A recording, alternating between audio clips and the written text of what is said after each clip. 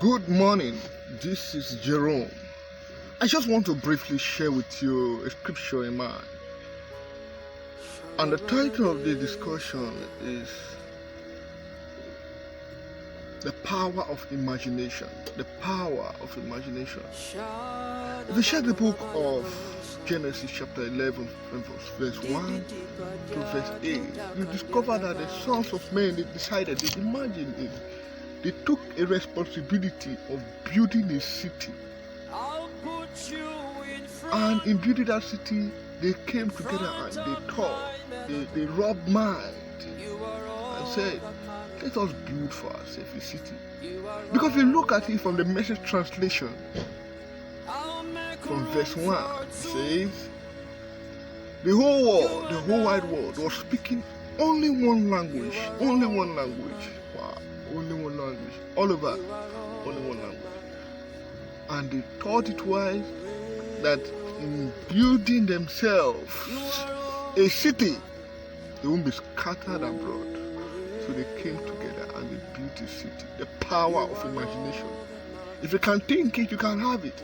If you can think about a good future, you can have it. And God said, if these people can think of this thing, they will do it. We will better go down. He was speaking of the Father, the Son, and the Spirit. If you remember, they let us make man in the book of Genesis chapter 1. Now, image. Now he's saying again, they need to call a meeting. Now, anytime God calls a meeting, it's a very serious thing. He said we. The fourth time he said we was when he wanted to create man. And this is a man he has created. He called a meeting again. See, these people are getting out of hand. I need to put them in check. Because they've thought it wise to build a city so that they won't be scattered. The unity. Psalm 133. You see how good is it when brethren dwell in unity. But this their unity is unity unto something else. They say let us build it to the heaven. What is your aim? To make a name for themselves. They make a name for themselves. That is the reason why they have decided to build this city. And they actually did. They started it. If you look at Message translation verse 3 and 4, they built it with brick and with fire and with cotar for the mortar. So hard that even fire nothing can destroy it. And they were building, and God came and scattered their languages. The power of imagination. They imagined it. They pictured the future, and it came to realization. And these people, God said, no, this can't happen. And it came down and they scattered their languages. And if you look at verse 8 in the Message translation, I'm using Message translation today because if you look at verse 8 in the Message translation, it said, and the building stopped, it was destroyed. Because God came into the situation. God intervened. It's not that God is against the unity of men, no. It's the motive. God looks at our motive. What is your motive behind doing something? You may have a good intention towards something, or you take the right approach. You take the wrong approach, turn out negative. So it's their intention that God looked at. They want to make a name for themselves. A name for themselves.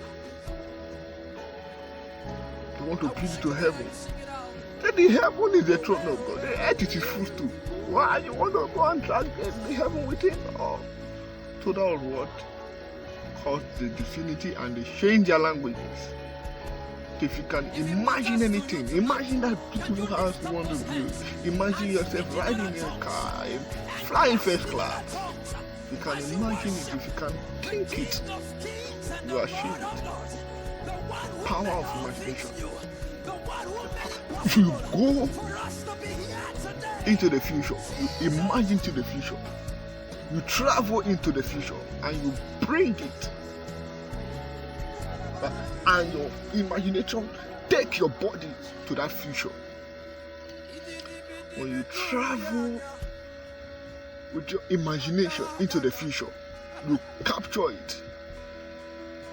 And the imagination takes your body and takes it to that future. That's the power of imagination. I pray that God will give us good imagination. Let the thought of our mind and the meditation of our heart be acceptable to God.